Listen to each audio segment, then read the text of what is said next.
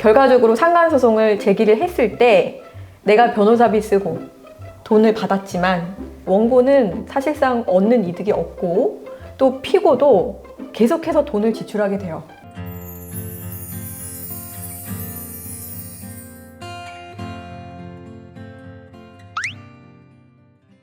안녕하세요. 법률사무소 봄의 대표 변호사 정현주, 법률사무소 봄 대표 변호사 이완수입니다. 이번 시간에는 상간자 소송을 제기하기 전에 합의가 더 유용한 점이 뭐가 있는지에 관해서 좀 이야기를 해보려고 해요. 네. 물론 이제 많은 소송에서 소송 전에 합의에 관해서 추천받는 경우가 있는데, 특히 이제 상간 소송을 제기하기 전에는 합의가 더 유용하다라는 얘기를 듣는 경우가 많은데요. 이런 구체적인 이유는 어떤 게 있을까요? 일단 첫 번째로는 금액적인 부분인데요. 제가 좀 구체적으로 설명을 드릴게요. 자, 원고가 이제 피고를 상대로 상간자 소송을 제기를 하게 됩니다. 그러면 보통 피고의 경우에는 이제 뭐 상간녀나 상간남이 되겠죠. 그러면 저희가 이제 거의 정해져 있는 금액이 있어요. 그래서 보통 일반적으로 1,500만 원에서 2,500만 원 사이에서 금액이 정해지게 되는데, 원고가 만약에 피고를 상대로 소송을 제기해서 2천만 원에 승소를 했다고 가정을 하면요. 일단 원고는 변호사 비용으로 한 500 정도 쓰겠죠. 물론 400을 쓸 수도 있지만. 자, 그 500을 썼어요. 그러면 2천만 원을 받아도 사실상 내가 받는 돈은 1,500만 원인 거죠. 근데 자, 피고 입장에서도 생각을 해보면 피고는 마찬가지로 내가 그 상간소송을 받게 되면 보통 2천만 원을 달라 이렇게는 쓰지 않잖아요. 5천, 3천, 그렇죠. 최대치로 쓴단 말이죠. 그러면 이거를 깎아야 되기 때문에 또 변호사를 쓰게 됩니다. 그러면은 피고도 500만 원을 쓰게 되겠죠. 그리고 2천만 원이 인용이 됐기 때문에 총 2,500만 원을 쓰게 됩니다. 그런데 여기서 끝이 아닙니다. 보통 상간소송에선 구상권 소송이라는 게 따라붙게 되어 있는데요. 원고 입장에서 피고한테 상간녀나 상간남한테 소송을 했을 때는 이 상간녀나 상간남 입장에서 나 혼자만 불법행위를 한 게 아니고 원고의 배우자랑 같이 불법행위를 한 거기 때문에 내가 인용받은 금액의 절반만큼을 또 소송으로 청구할 수가 있습니다.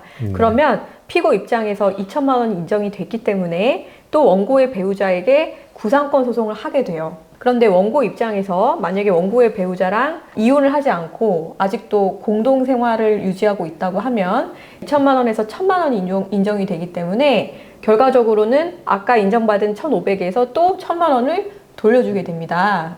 같은 공동체라고 하면. 그리고 또 구상권 소송이 들어오게 되면은 이거에 대해서 또 대응을 해야 되다 보니까 변호사비를 또 500을 쓰면 제로가 되는 거예요. 자, 그러면 결과적으로 상간소송을 제기를 했을 때 내가 변호사비 쓰고 돈을 받았지만 또 구상권 소송을 당하고, 물론 원고의 배우자가 당하는 거겠지만 그 자체가 기분 나쁘신 분들도 있어요. 왜냐면 나는 피고를 괴롭히고 싶었는데 원고가 일부 돈을 부담하게 되는 상황이 싫은 거죠. 그래서 이렇게 저렇게 따지고 보면 원고는 사실상 얻는 이득이 없고 또 피고도 계속해서 돈을 지출하게 돼요. 그래서 원고랑 피고가 모두 금전적인 손실이 어마무시하게 나기 때문에 합의를 하는데요. 그래서 원고랑 피고랑 만약에 합의를 하게 되면 변호사 비용 500만 원씩 쓰지 않게 되잖아요. 그렇죠. 네, 그럼 보통 뭐 100에서 200만 원 정도를 지출한다고 하면 원고 입장에서 만약에 2천만 원을 받게 되더라도 실질적으로 변호사 비용까지 부담하라고 하는 경우도 있고,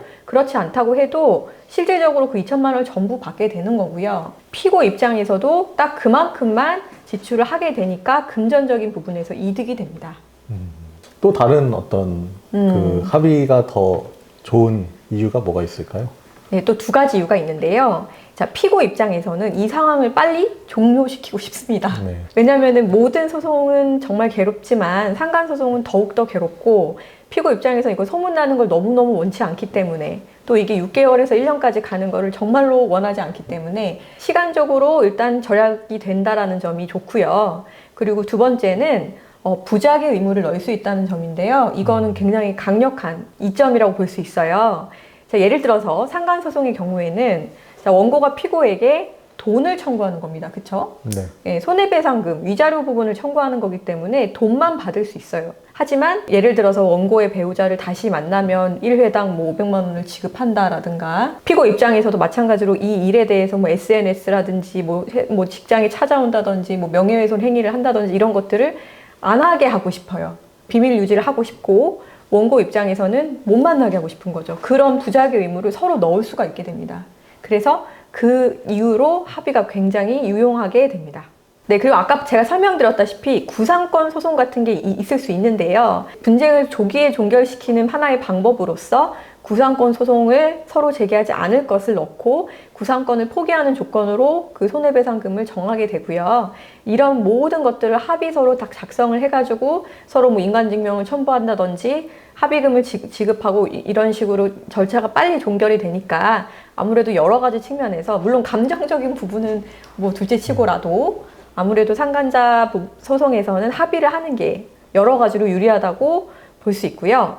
또 마지막으로 이제 변호사를 통해서 합의를 하게 되다 보니까 서로 웬만해선 대면하지는 않아요. 서로 만날 일이 없죠. 그냥 변호사를 통해 가지고 소송보다는 더 적은 금액을 주고 그렇게 해서 합의서까지 깔끔하게 정리를 하면 원고 피고 모두에게 도 이득이 되지 않을까 그런 생각이 듭니다. 네.